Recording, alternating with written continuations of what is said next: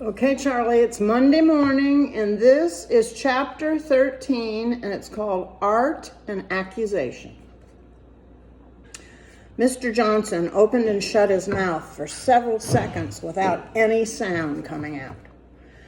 At last he croaked, "Mrs. Hunt, I'm afraid I'm unwell. I'm going home to bed. Will you take charge of this child?" His voice dropped to a mumble like an old man's. Omri just caught the words, "back to their lessons." Then Mr. Johnson let go of Patrick's arm, turned, walked most unsteadily to the door, and then he put his hand on it and swayed as if he might fall over. "Mr. Johnson," said Mrs. Hunt in a shocked tone, "shall I call a taxi?" No, I'll be all right." And the headmaster, without looking back, tottered out into the corridor. "Well," exclaimed Mrs. Hunt, "whatever have you been doing to that poor man?" Neither of them answered. Omri was staring at Patrick, or rather at his pocket.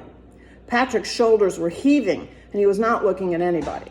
Mrs. Hunt was obviously flummoxed. "Well, you'd better go to the toilet and wash your faces, both of you, and then go back to your classroom as fast as you can toddle," she said in her funny old lady way. "Run along." They needed no second telling. Neither of them said a word until they were in the boys' toilet. Patrick went straight to a basin and he began running some cold water and splashed it onto his face, getting his collar soaked. Omri stood watching him. Obviously, he was as upset as Omri, if not more so. Once again, Omri felt their friendship trembling on the edge of destruction. He drew a deep breath. "You showed him," he said at last in a trembling voice. Patrick said nothing. He dried his face on the roller towel. He was still gasping, the way one does when one's been crying. "Give them back to me, both of them."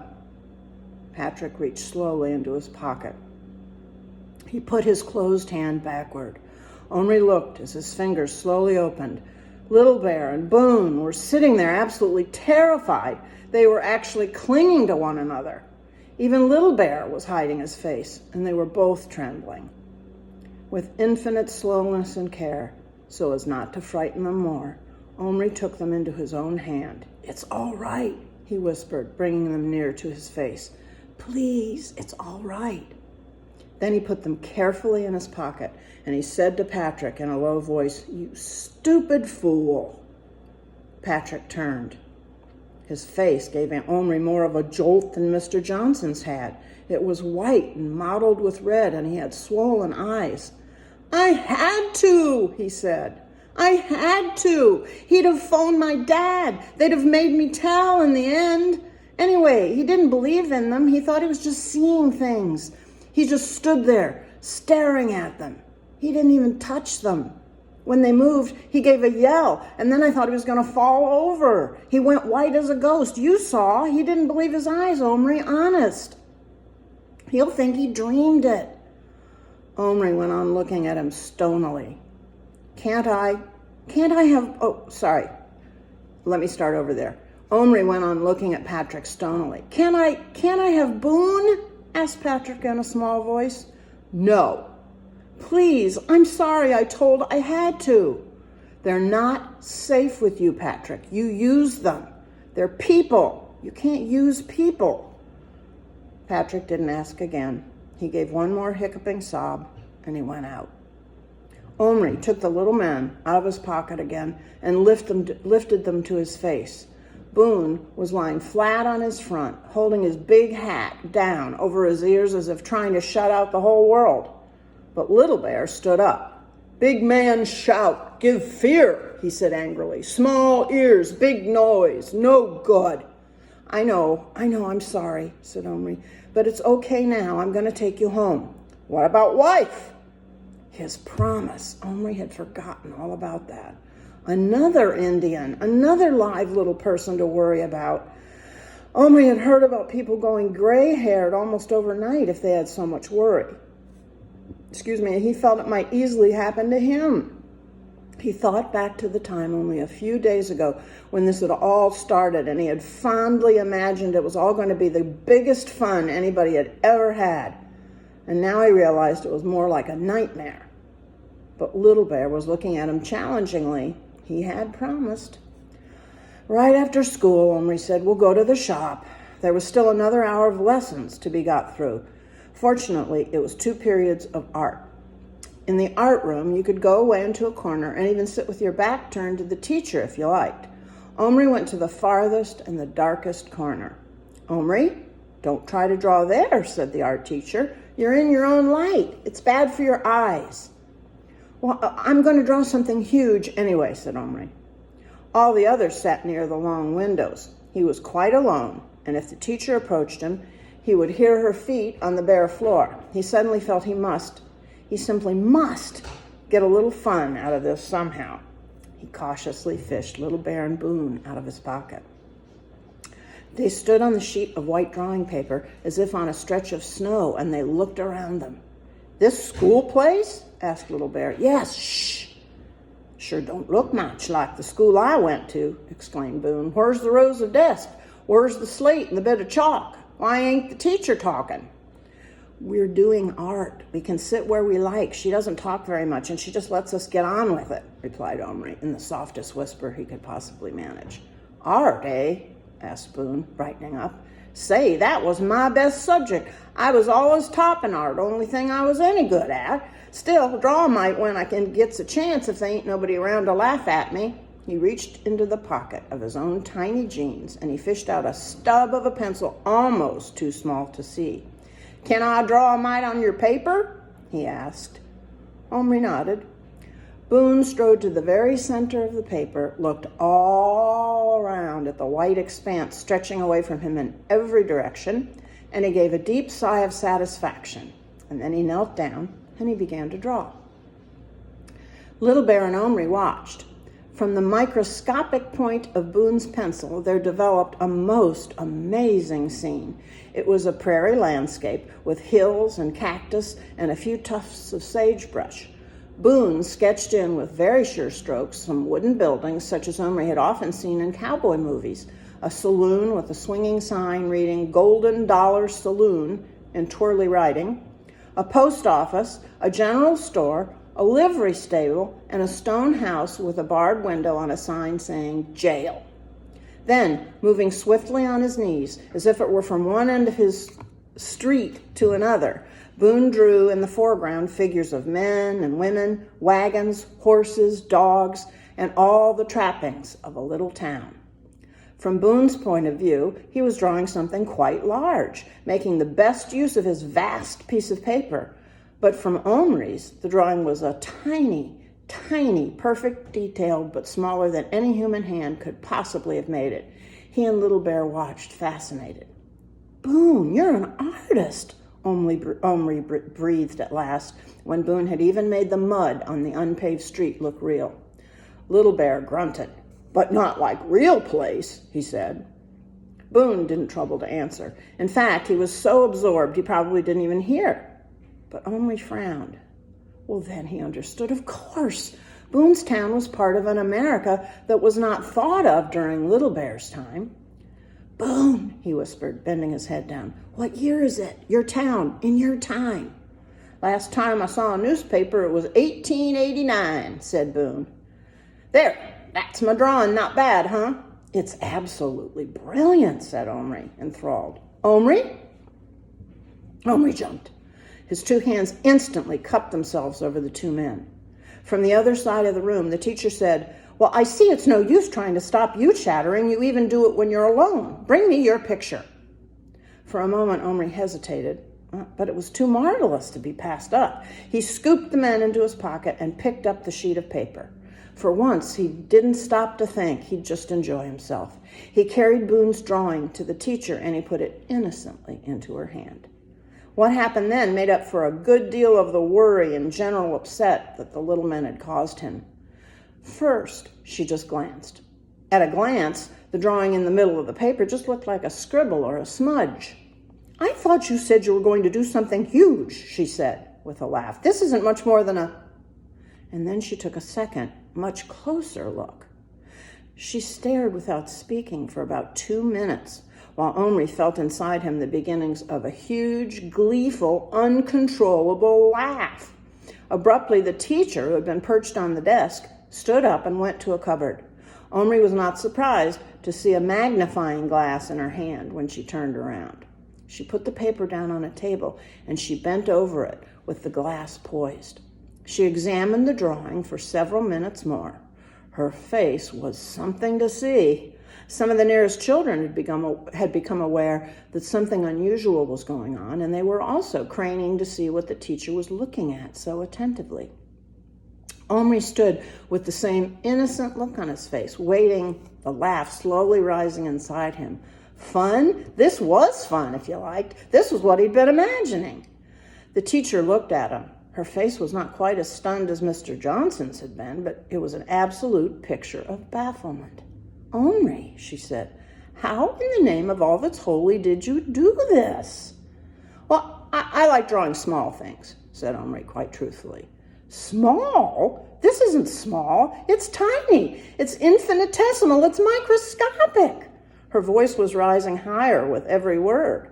Several of the other children had now stood up and were crowding around the paper, peering at it in absolute stupefaction. Small gasps and exclamations of wonder were rising on all sides. Omri's held-in laugh threatened to explode. The teacher's eyes were now narrow with astonishment and doubt. Show me, she said, the pencil you used. This took Omri aback, but only for a second. Oh, I left it over there. I'll just go and get it, he said sweetly. He walked back to his table, his hand in his pocket, and with his back turned, he bent over, apparently searching the top of the table. Then he turned around smiling, holding something cupped in his hand. He walked back. Here it is, he said, and he held out his hand. Everybody bent forward. The art teacher took hold of his hand and she pulled it towards her. Are you putting me on, Omri? There's nothing there. Yes, there is. She peered close until he could feel her warm breath on his hand. Don't breathe hard, said Omri, his laugh now trembling on his very lips. You'll blow it away. Maybe you'd see it better through the magnifying glass, he added kindly. Slowly, she raised the glass into position. She looked through it. Can I see? Is it there? Can I look? Clamored all the other children. All except Patrick. He was sitting by himself, not paying attention to the crowd around Omri. The art teacher lowered the glass. Her eyes were dazed. I don't believe it. It's there. How did you pick it up? Oh, well, that's a bit of a secret method that I have. Yes, she said. Yes, it must be. And you wouldn't feel like telling us? No, said Omri in a trembly voice. His laugh was on the verge. It was going to burst out. May I be excused? Yes, she said in a dazed voice. Go on. He took the drawing back and he tottered to the door. He managed to get outside before the laugh actually blew out, but it was so loud, so overpowering, that he was obliged to go right out into the playground. There, he sank onto a bench and he laughed until he felt quite weak. Her face! He had never enjoyed anything so much in his whole life. It had been worth it. The bell rang. School was over. Omri brought out the men and he held them up. Guys, he said, I enjoyed that. Thank you. Now we're going to the shop. Omri ran all the way to Yap's, and he got there before most of the other children had even gotten out of school. In 10 minutes, the place would be full of kids buying potato chips and candy and toys and comics, but just now he had it to himself, and he had to make the most of the few minutes that he had. He went directly to the corner where the boxes of plastic figures were kept, and he stood with his back to the main counter. He was still holding Little Bear and Boone in his hand, and he put them down among the figures in the Cowboys and Indians box. He hadn't reckoned on Boone's sensitive nature, however. Holy catfish, look at all them dead bodies, he squeaked, hiding his eyes. There must have been a massacre. No, not dead, said Little Bear scornfully. Plastic. He kicked a plastic cowboy aside. Too many, he said to Omri. You find women, I choose. You'll have to be quick, said Omri in a low voice. He was already rummaging through the box, picking out the Indian women. There weren't very many.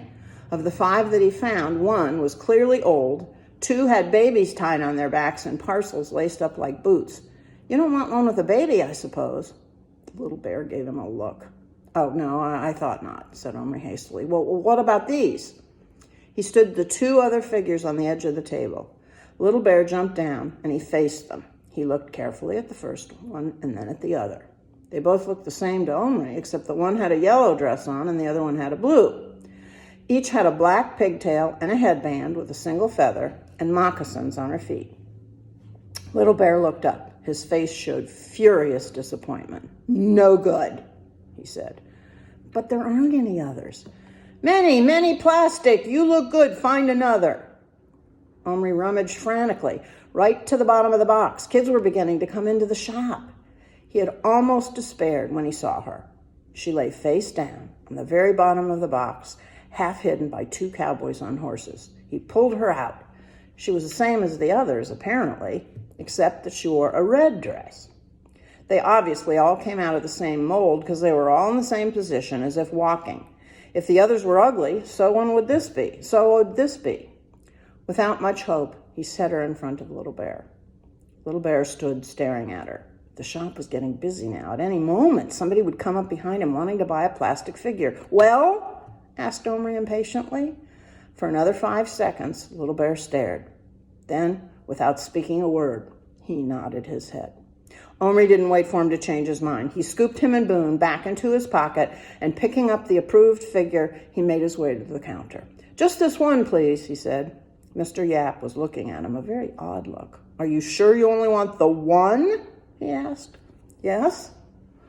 Mr. Yap took the plastic figure, dropped it into a bag, and gave it back to Omri. 10 cents. Omri paid, and he left the shop. Suddenly, he felt a hand on his shoulder, and he turned around. It was Mr. Yap. The look on Yap's face was now not odd at all, but red and angry. "Now you can hand over the 2 you stole." Omri stood aghast. I didn't steal any." "Don't add lying to your faults, my lad. I watched you put them in your pocket, a cowboy and an Indian." Omri's mouth hung open. He thought he was going to be sick. "I didn't," he tried to say, but no words came out. "Turn out your pockets." "They're mine," Omri managed to gasp. "Likely story. And I suppose you brought them out to help you choose the new one?" "Well, yes." said Mr. Yap heavily. "Come on, stop playing around. I lose hundreds of dollars worth of stuff a year to you thieving children. When I do catch one of you red-handed, I'm not about to let it pass. I know your sort. If I let you off, you'd be boasting to your pals at school how easy it is to get away with it, and most likely back you'd come tomorrow for another pocketful." Omri was now fighting back tears. Quite a crowd had collected, much like the crowd in the art room. Some of the same people even. But his feelings were no longer so pleasant. He wished he could die or disappear.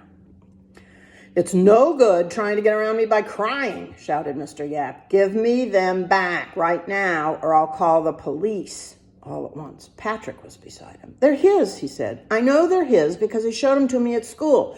It's a cowboy with a white hat and an Indian in a chief's headdress. He told me he was coming to buy a new one. Omri wouldn't steal." Mr. Yap let go of Omri and looked at Patrick.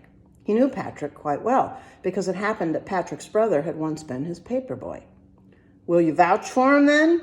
"Oh, of course I will," said Patrick staunchly. "I'm telling you, I saw them both this afternoon." But still the shopkeeper wasn't absolutely convinced. "Let's see if they fit your description," he said. Omri, who had been staring at Patrick as at some miraculous deliverer, felt his stomach drop into his shoes once more. But then he had an idea. He reached both hands into his pockets.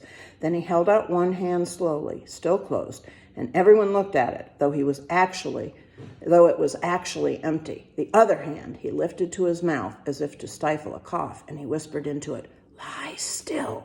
Don't move. Plastic." Then he put both hands in front of him, and he opened them. The men played along beautifully. There they lay, side by side, stiff and stark, as like lifeless plastic figures as they could possibly be. In any case, Omri was taking no chances. He gave Mr. Yap just long enough to see that they were dressed as Patrick had said before he closed his fingers again. Mr. Yap grunted.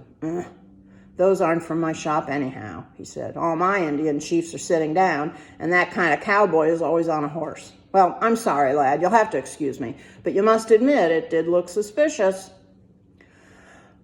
Omri managed a sickly smile. The crowd was melting away. Mr. Yap shuffled back into the shop. Omri and Patrick were left alone on the pavement. "Oh, thanks," said Omri. It came out croaky as a frog. "That's okay. Have a toffle." They had one each, and they walked along side by side. After a while, they gave each other a quick grin. "Let's give them some." They stopped, took the men out, and gave them each some pieces of the toffo, which is a chocolate bar. "That's a reward," said Patrick, "for playing dead." Little Bear then naturally demanded to know what it had been all about, and the boys explained as well as they could, and Little Bear was quite intrigued. "Man think Omri steal Little Bear?" "Yes." "And Boone?" Omri nodded. "Omri fool to steal Boone," roared Little Bear, laughing. Boone, stuffing himself with chocolate, gave him a dirty look. "Where woman?" Little Bear asked eagerly. "I've got her." "When make real?" "Tonight." Patrick gave him a look of pure longing, but he didn't say anything. They walked along. They were getting near Omri's house. Omri was thinking. After a while, he said, "Patrick, what about you stay the night?" Patrick's face lit up like a light bulb. "Could I? And see?" "Yes." "Wow, thanks." And they ran the rest of the way home. That's the end of this chapter. Next one, whenever you're ready. I love you. Mwah.